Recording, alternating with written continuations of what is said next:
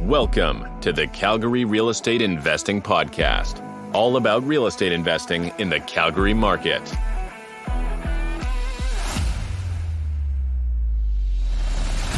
Today's show is sponsored by Mikasa Home Inspections, Calgary's top-rated home inspection company.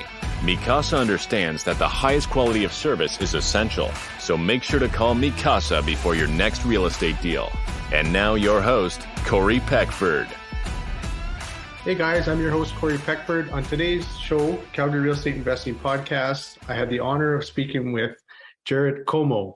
My big takeaways from our conversation was that you don't need to have the best credit score or be in the best financial position to start your real estate investing journey. And the other one was just, we talked about having the right people around you. So Jared gave some excellent tips and shared what he's learned on his journey. So I hope you enjoy. Hello, everyone. Welcome to the Calgary Real Estate Investing Podcast. It's my honor to have Jared Comeau here today on the show, and I'd just like to welcome him to the show. So welcome, Jared. How's it going, Corey? Good, you? Good, man.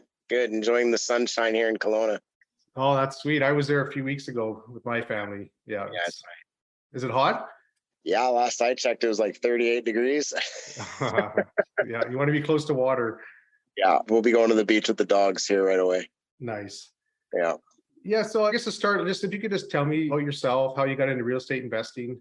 Yeah, no, absolutely. So, I mean, it's funny. When I think about when I got into investing in real estate, I never really thought of it as a vehicle to achieve financial freedom or wealth like that. And I have a friend of mine who all the time, every couple of months, he'd throw it out in our group chat. Have you guys ever thought of investing in real estate?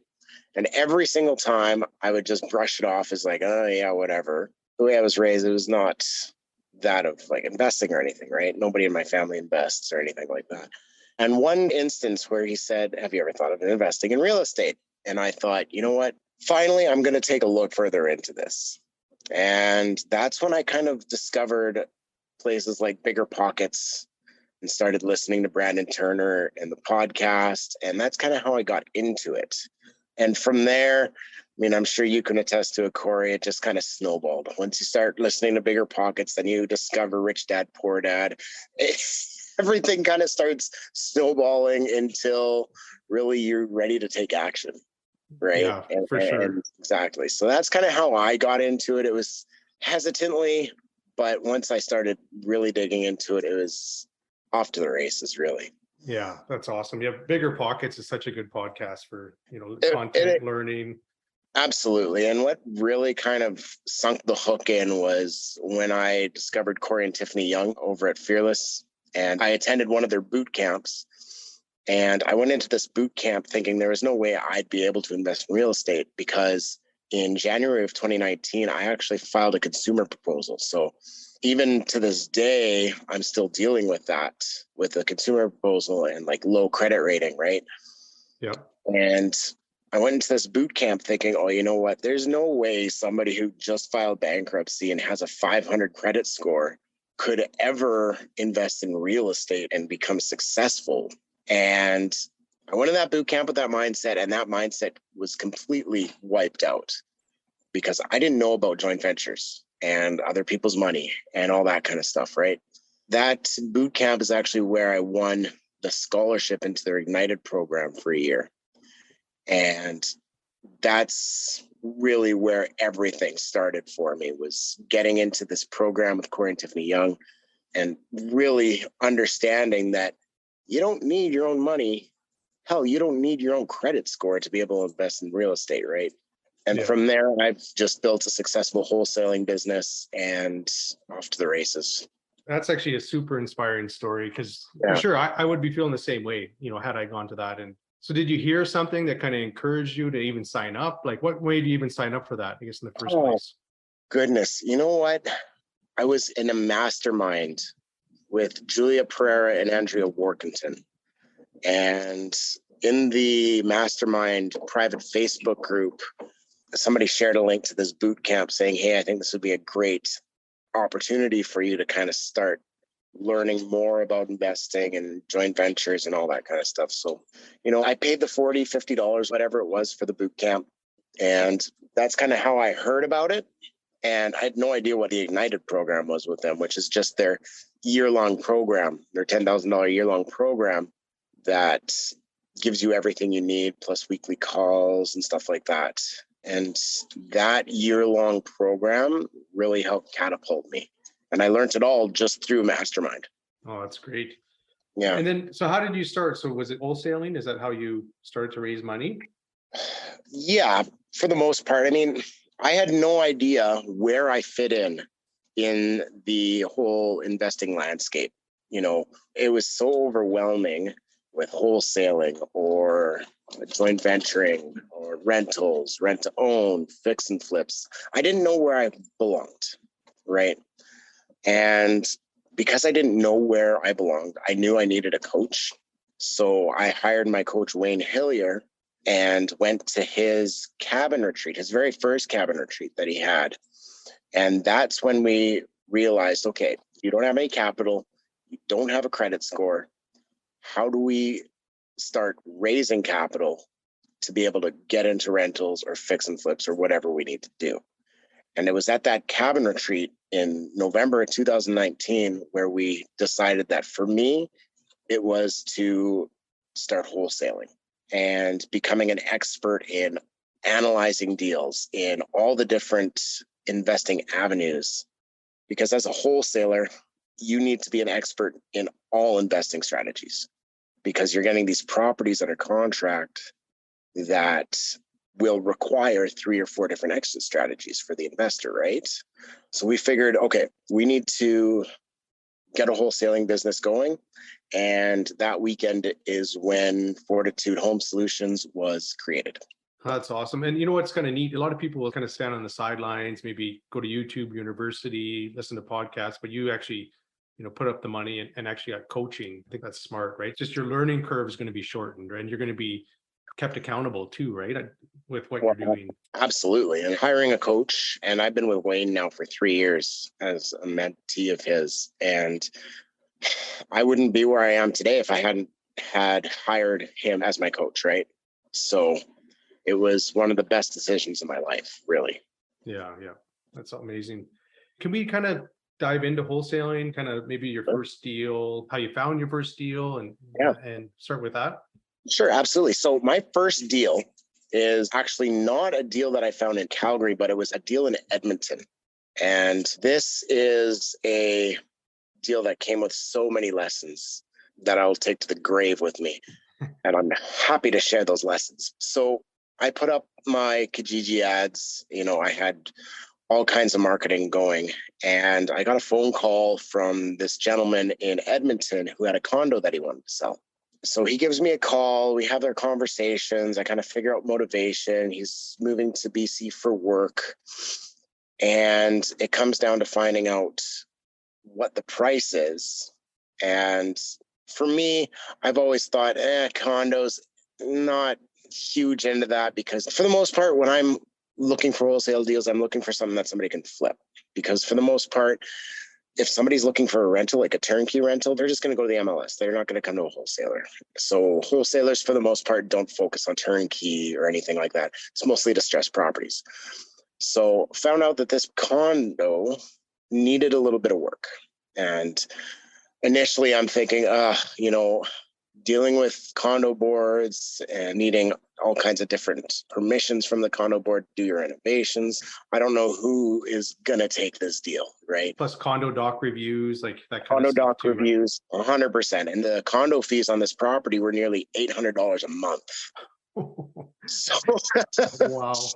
Exactly. So I'm thinking, you know what? Fine. Let's just talk. Let's find out a couple things. He's like, okay, I want $300,000 for this condo.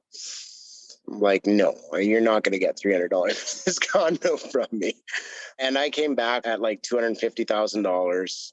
And he's like, okay, let's kind of meet in the middle. Let's go 265. I'm like, okay, before I say yes or no to that counter, I need to see condo documents. I need to see an estoppel certificate. I need to see reserve fund studies. I need to see meeting minutes, all that stuff, right? So ended up getting all that stuff. Everything kind of came back clean.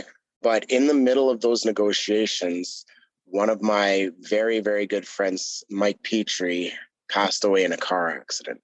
Oh, no. So I ended up ghosting this seller because I was grieving. I was in mourning, came to Kelowna here for the funeral.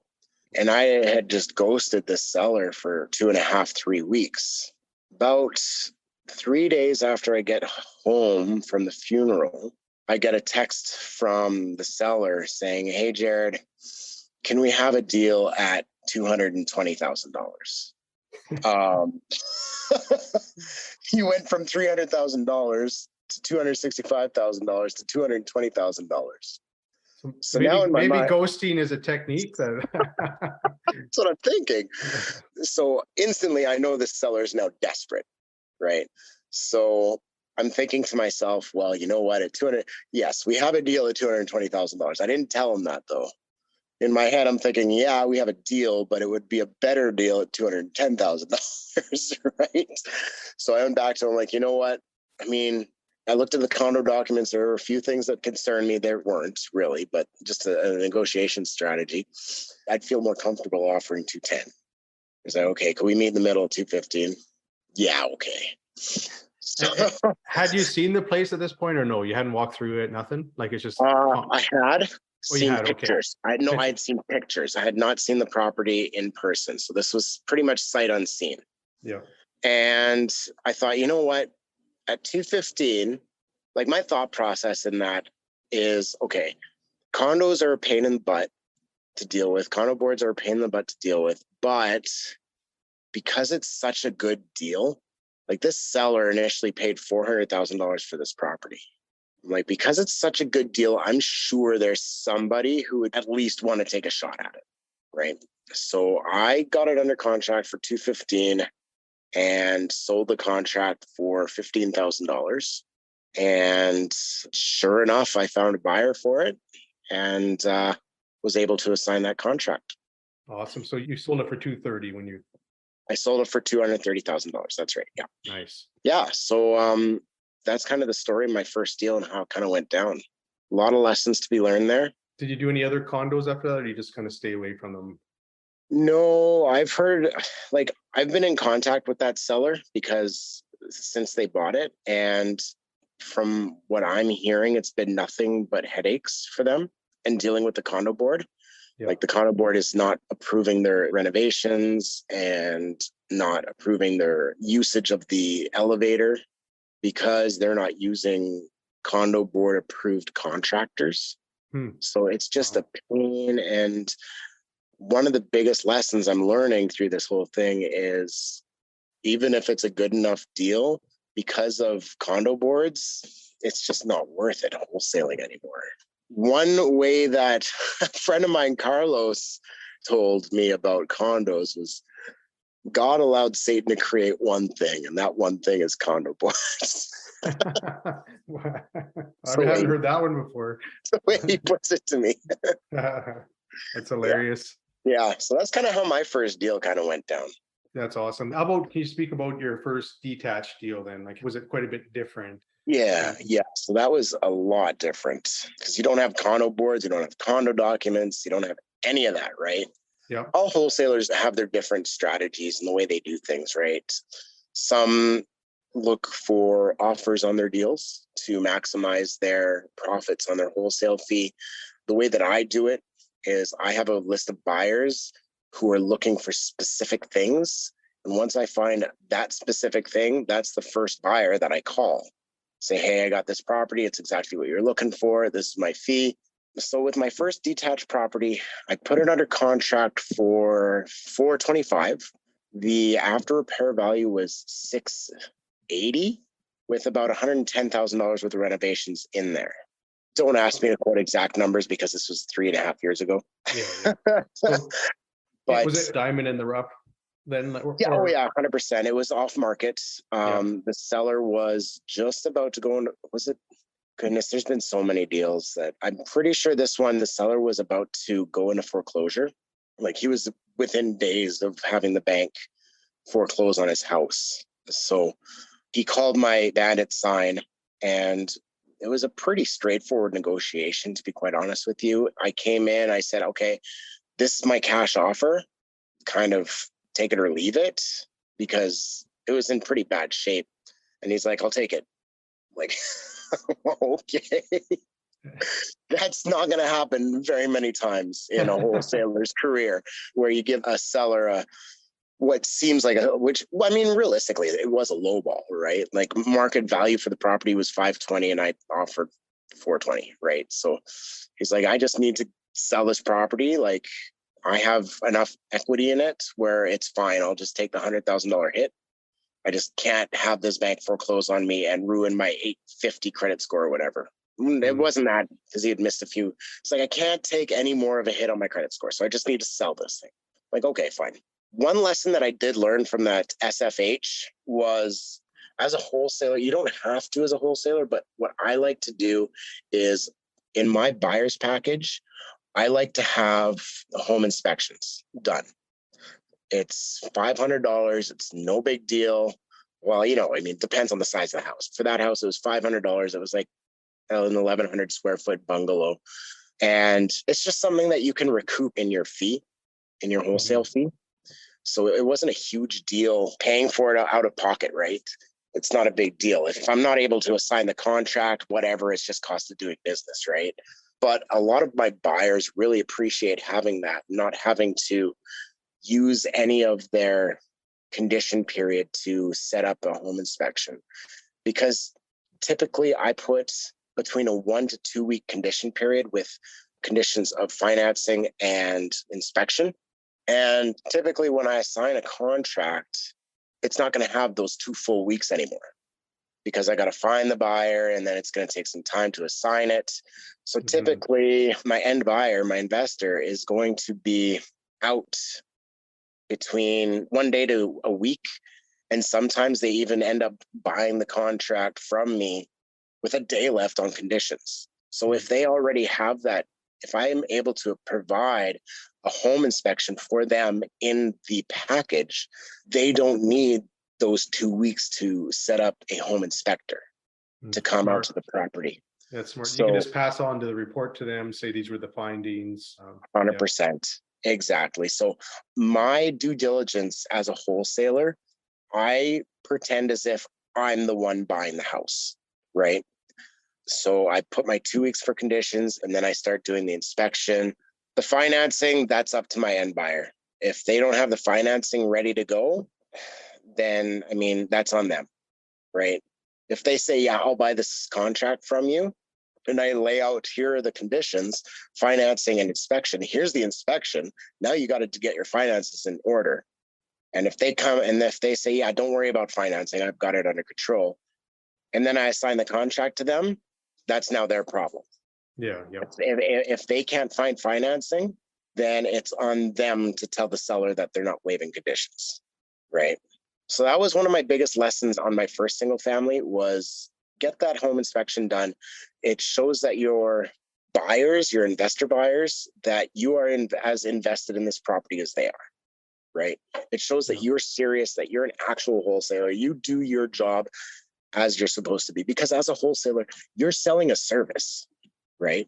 It's exactly what you're doing. You're selling a service. You're not just selling a contract, right? Sure, you're selling the contract. That's where you make your money, but you're selling the service of finding the property, negotiating the price, doing the home inspection, all that. For investor buyers who want nothing to do with negotiating price and just want to buy something, flip it, and walk away with a profit. That's all they want to do.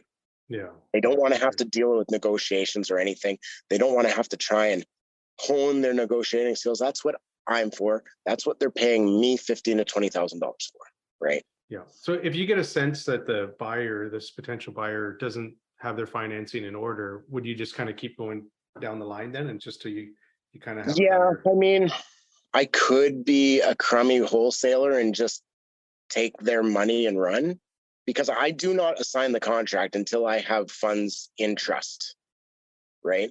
I make sure that they give their lawyer my wholesale fee to send to my lawyer to give to me, right?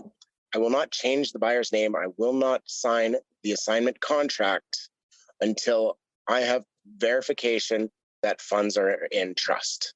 Once I know funds are in trust, then I'll assign the contract.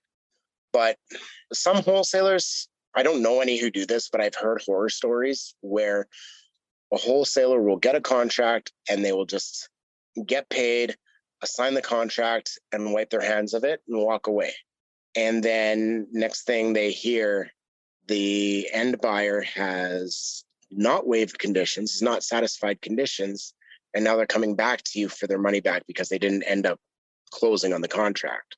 At the end of the day, it's not my problem, right? You bought this contract from me. You knew the contract going into it. If you couldn't find financing for it, that's kind of on you. But I don't like putting my sellers in that situation where now all of a sudden the seller who is just about to get their house foreclosed on is now having somebody back out, because that's going to look bad on me, because the seller was dealing with me. And I'm telling the seller, listen, I'm changing the name on the contract, but I promise you that's not going to change the sale moving forward. You're still getting your money. It's just coming from somebody else, right? Yeah. And then if my end buyer turns around and doesn't fulfill their contractual obligations, that's going to come back on me. So yes, to make a short answer long, I do make sure that my end buyers, my investors, will 100% be able to close. So I think I might know a bit of what your answer on this one, but I'm going to ask it anyways. What would you recommend? So let's say a listener out there has never done wholesaling and they want to start learning and actually start to do it, right? What would you recommend to someone new? And obviously this is perfect. Someone that doesn't have great credit or doesn't have all that cash in the bank, or, like, what would you recommend to them? Well, wholesaling is a great way to get into investing in real estate and raising capital, because you don't need any money to do it. What you need is a ton of time, right? Because wholesaling it's not a passive income vehicle. It's very much a job. You're out there every day knocking on doors, doing flyers, talking to sellers. For somebody who wants to get into wholesaling, I mean, I guess the biggest thing that I can give them for advice is talk to other wholesalers, find out what they're doing. You can spend some money and get some flyers made out and go do flyering. I mean, realistically, the first thing you need to do is become good at negotiating.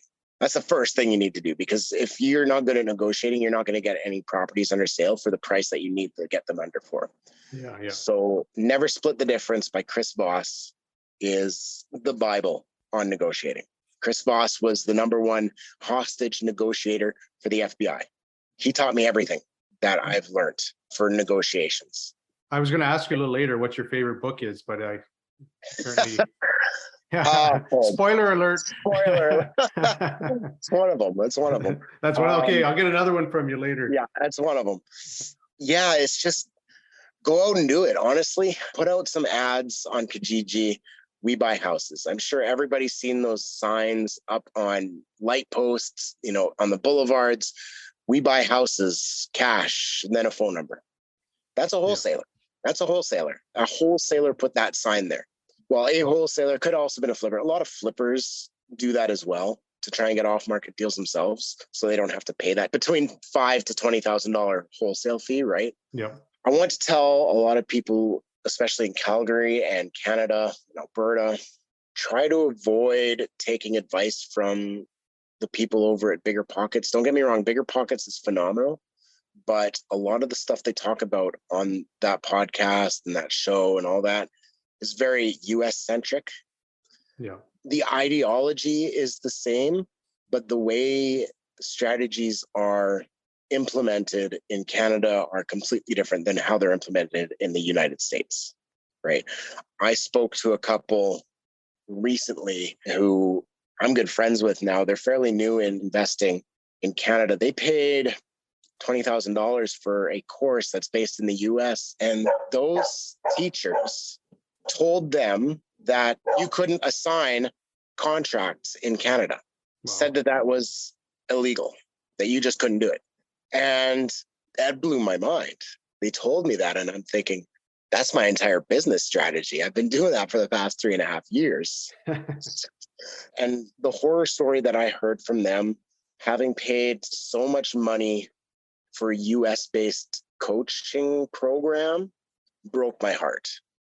Because these two are 23 years old, and all they wanted to do was build a better life for themselves through investing. And then they paid $20,000 for it just to be told everything in terms of the United States. The And financial rules are so different too, right? Like totally different. 30-year fix. I wish they had that in Canada. Yeah, exactly. 100%. Other than those tips that I laid out, hire a coach Yeah. as well, because a coach is going to get you to where you need to be so much faster. Right. Yeah. Keep you accountable too. Exactly. 100%. That's awesome. Yeah. Okay, so we'll keep a little bit more wholesaling. Then I want to talk about you're doing a flip and you got some neat ideas going with that. Yeah. So with the market changing, we know it's pulling back and it's a lot different than it was 4 months ago. What are some new opportunities that you see with this new market conditions? Yeah. So, you know what? A really big opportunity right now, or at least coming up, is going to be agreements for sale. So basically what that is it's a creative strategy. It's seller financing, essentially, is what it is. And there's going to be a lot of people who got into a 5-year fixed term or even a variable term, when the bank's interest rate was at 0%, right? So they have a 1.5% fixed term or 1.9% not variable, because that changes with the market, but these people with these fixed terms at sub 2% interest rates are going to be coming up for renewal, and they're going from a 1.5% interest rate to 5.2% interest rate. People are going to be seeing mortgage payment jumps of probably nearly $600-700 a month. Yep. And that's going to push a lot of families, a lot of people, to the point of having to make some really tough decisions, to the point where they can't afford their house anymore because they didn't anticipate a 3.5% interest rate jump in that term to when they renew coming up. So agreements for sale is going to be an opportunity to purchase some houses as an investor, because a lot of these people aren't going to have equity to pay a realtor. And if you don't have equity in your house to pay a realtor is going to turn around and they're going to say, okay, well, I'll take you on as a client. I'll sell your house, but you need to cut me a $20,000-$30,000 check right here, right now, before I render any services, because I can't assure that you're going to pay me at the end because there's no equity in your house. So agreements for sale is going to be a wonderful way and opportunity to get in some of these properties, because you're essentially taking over their mortgage. Essentially, that's a very simplified way of explaining it. I am by no means an expert. If people want to learn how to get into this strategy, Barry McGuire teaches it. It's extremely powerful strategy, because you can get into a property for 0% down, for $0 down, and you have full control of the property without even having to go get a mortgage, because essentially the seller stays on mortgage and they are your bank. They stay on mortgage and title. However, there is obviously legal paperwork stating that you as the investor are now financially obligated to meet these financial obligations. So a lot of people are going to be very desperate coming up, and that's going to be a great opportunity for investors. So go check out Barry McGuire. I mean, I wasn't expecting on giving him a plug here in this interview. September 24th, I think, in Edmonton. He's got another one, right? That's right. He has a live AFS September 24th up in Edmonton. I'm hoping to be up there myself. I think I'm going to go too, actually, to that one. Yeah. I mean, it's not super expensive. It's depends what you consider expensive, right? $1,300 to learn a strategy that's going to be able to skyrocket your. I mean, my coach, Wayne Hillier, he's done, goodness, I can't even remember how many agreements for sale he's done. And I think he's only put in like $20,000 of his own money over a portfolio of 15 plus properties. Wow. Because of agreements for sale. That's how powerful this strategy is. You can get into these properties for no money down and have full control over it. That is the biggest opportunity I see in the future, especially with the way the current market's going. Realistically, every strategy is going to work all the time as long as you run your numbers properly, right? Like when it comes to flipping, make sure your renovation costs are bang on and make sure your ARV is bang on. If you can still make a profit in a level to down market, you can still make it work, right? You might end up sitting on the market maybe 2 months instead of 1 month, instead of selling within days of listing. But if you underwrite those numbers into your deals, it's still going to work, right? But yeah, agreements for sale, there's huge opportunity coming up. And there's a lot of people coming to Alberta who understand that situation or that strategy. We're going to start dominating because not a lot of people in Alberta are doing it. Hmm. So if people want to be able to do this in their own backyard, they better get on the pony right now, or else somebody from Ontario is going to come and start doing it. For sure. Yeah. For real estate investment advice, there's just something that stands out. What would be advice that you've been given that, just stands out for you? Oh, goodness, making me think here. I would say, biggest advice I got was, it's not generally like an investing centric advice, but I implemented it into my investing. And that's that the self-made man is a myth. That's the biggest piece of advice I've ever gotten. There's people who claim to be self-made. I didn't have the help of anybody. I had 7 cents in my pocket, or, Arnold Schwarzenegger said in a commencement ceremony speech some years ago, this is where I learned this philosophy, was he came to America from Austria with a couple dollars in his pocket, and that's it. And he was going to Gold's Gym, and he was talking to a bunch of these bodybuilders, and a bunch of them got together and came to his tiny little apartment that he was living in Los Angeles, and brought him everything he needed: bedding, cutlery, plates, everything he kind of needed, like the essentials. And he said that if it wasn't for them and his friends at Gold's Gym, who brought him everything he needed to survive in this one small apartment, we would have never had the Terminator. We would have never had the guy who went and killed predators and saved the world or whatever, right? I'm sure a lot of your viewers or listeners will know who Stefan Aarnio is. He wrote the book Self-Made, except in this book Self-Made, he talks about all the people who helped him learn his sales skills when he was selling vacuum cleaners. Anybody who says they're self-made is, for lack of a better term, full of crap. Yeah. Because everybody's had somebody. It's how soon you realize you need help from somebody. Overnight successes, I like to call them, even though it's not overnight success, to the people who struggle for years on end, right? For me, when I realized, okay, I need a coach, I knew right away. Like, I never experienced the whole spinning my wheels in investing for years and years, because I recognized immediately that I was going to need some help. And I got that help in Wayne, and I hired Wayne, and my career skyrocketed from there, right? So that's the biggest advice I can give to new people looking into getting into investing is, you can read all the books in the world, but it's taking action and putting money where your mouth is that sets apart success from, I don't want to say failure, but yeah, just knowledge, right, in your head. Exactly. Without action. Yeah. Exactly. Yeah, for sure. That's great. That's awesome advice. So you're doing something in Calgary right now. You're doing a property flip. I think it's super cool how you've structured it. You've got an Eventbrite that happens every 2 weeks, right? And Yeah. You're inviting basically anybody that's interested in learning property flipping and seeing the process, that kind of thing, out every 2 weeks. Maybe you could just speak about that and kind of give me some information about that. Absolutely. So we got this property in Lake Buena Vista. We closed on it August 1st, July 29th. And we had our first investor meetup on possession day. Well, the day after possession.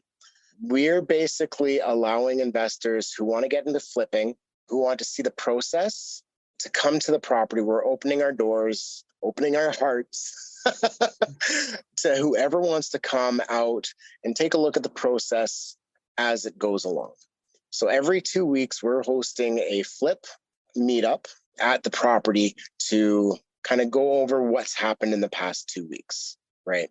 So we have a meetup this weekend on the 21st, Sunday the 21st. And then every 2 weeks after that, we had to postpone last week's to this week because we actually found asbestos in the walls. So we needed to remediate that before we could let anybody in the house, because we didn't want anybody being in any sort of danger going into this property just to come and take a look at it, right? So we had to do the whole asbestos abatement process, and we decided, we're going to cancel last week. We're just going to push it to this week. Unfortunately, I'm not going to be here because I'm in Kelowna. for this weekend. But my business partner, Crystal's going to be there to kind of show everybody what's happened. The people who were there on week one are going to see the walls gone. The investor guest book is now gone. If anybody follows me on social media, our first meetup, we basically started a new thing, the investor guest book. And if there's a wall that's going to be coming down, we're just going to have everybody who comes to our first meetup to just sign their name, just and take pictures of it. And it's a fun thing, right? Like if you have kids, they can come and draw on the wall. My partners on this project are Wayne and Gabby, so my mentors, and Matt Bordian and Taylor Roylett. And Wayne and Gabby brought their daughter Everly down, and she had a blast just drawing on the wall and making nice little pictures. It was a lot of fun. All the stuff you're normally not allowed to do at home. Go ahead. Exactly. Exactly. So we're going to be walking people through the property. Coffee, donuts are going to be there. It's a great opportunity for everybody to network with each other, to meet new investors, all the while watching a flip go from possession to sale. Yeah, so it's cool. A lot of fun. It's a lot of fun, and I'm really excited for all the future meetups. Yeah, it's such a great idea. And, there's the networking that is also going to happen, and people to learn, opportunity for people to learn and see it. It's so good. Well, and that's the thing, like they have a lot of flip meetups and stuff up in Edmonton, and you'll see it all over social media. They're always doing meetups up in Edmonton, and nobody was doing these kinds of big meetups in Calgary. So I saw a niche. I'm like, you know what? Let's do it. Let's just, every 2 weeks, you can come and take a look what's happening. Because realistically with flips, week to week, there's not much being done. But if you do it every 2 weeks, every time somebody walks into the house, there's going to be major changes. Yeah. Right. Yeah. What's your goal, like your end goal, to have this one done and basically ready to sell? So obviously we want to get it on the market before the snow flies. So we're hoping early October is what we're hoping. We had a little bit of delay with the asbestos, but it wasn't too bad. It was about a week and a half delay. So we're a week and a half behind. We're hoping our contractors can kind of make up a little bit of time and make up that week and a half. But we're still kind of targeting early October, first couple weeks of October. How extensive is this flip? Like, is it kitchen? Are you taking down walls, that kind of stuff? Is it structural? Yeah, so there was actually a wall that separated the kitchen and the living area. So we removed that wall to make a completely open concept. We're redoing the 3 bathrooms. There's no half baths in this house whatsoever. There's 3 full baths. There's the ensuite, upstairs bath, downstairs bath. They're all full. And we have 5 bedrooms in the property. So wall's been removed. The wall in the master has been removed so that we can make the doors to both the ensuite and the walk-in closet a little bigger, but a little bit more enticing, because the door into the walk-in closet was only 28 inches wide. So it was not a walk-in closet. It was a shimmy-in closet, right? So we're going to expand that door so that it is a real, true walk-in closet, redo the bathrooms, the entire kitchen, new stainless steel appliances, brand new cabinetry, gas range with a nice stainless steel drop-down hood. I believe we're doing electric fireplaces with a feature wall, carpeting all of downstairs, because right now it's just tile downstairs. It's super echoey. It's really loud down there. So we add some carpet. It's going to really make it a little less echoey. It's going to really kill the sound down there. It'll be a little bit more spittable, I guess you could say, inviting. Yeah. What year of property would it be? 70s, 80s? So the house was built in 1969. What's the 69? Okay. 1969. And that's why there is asbestos in all the drywall mud. But that being said, all the big ticket items are very recent. The furnace was done in 2020, hot water tank 2017, and the roof 2011. Oh, so all those big ticket items that would cost a lot of money to get HVAC in or plumbers in, we don't have to deal with those. Perfect. That saved us, $15,000, $20,000 right there on the renovation. Yeah, for sure. Doing new windows, flooring, paint. We're looking at about $100,000 to $110,000 worth of renovation costs. That's what you budgeted. That's right. Yeah. Nice. Okay, so we're going to just transition now. I'm going to hit you with some quick questions, and just whatever comes to mind, just throw it at me, okay? Sure. So what's an app or a software that you use for your business that you just couldn't live without? The calculator. What? Your The phone? calculator on my phone. Yeah, that's true. No, Google Sheets. Google Sheets? Google Sheets, absolutely. It has all my analysis spreadsheets on there. I couldn't do anything without it. Nice. If someone Googled your name, what's something they couldn't find out about you on Google? I used to weigh 330 pounds. Yeah, it's amazing what you've done. That's a whole other show talking about how you've transformed yourself. Yeah. That's amazing. Okay, and then what's a favorite book?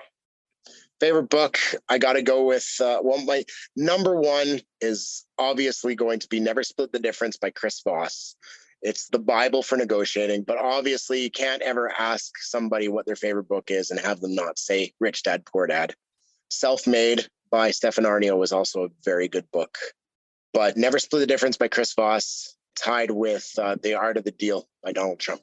And then what kind of activities you do outside of real estate investing? Weightlifting. Olympic weightlifting is one of them. During the winter, me and the wife and my stepson, we go snowboarding. And I just recently got myself a mountain bike, so we're going to start doing that a little bit more. Nice. Yeah. Well, Jared, it's been an awesome show. Thank you for joining me today. And I just wondered if people want to reach out to you online, what's the best way for them to do that?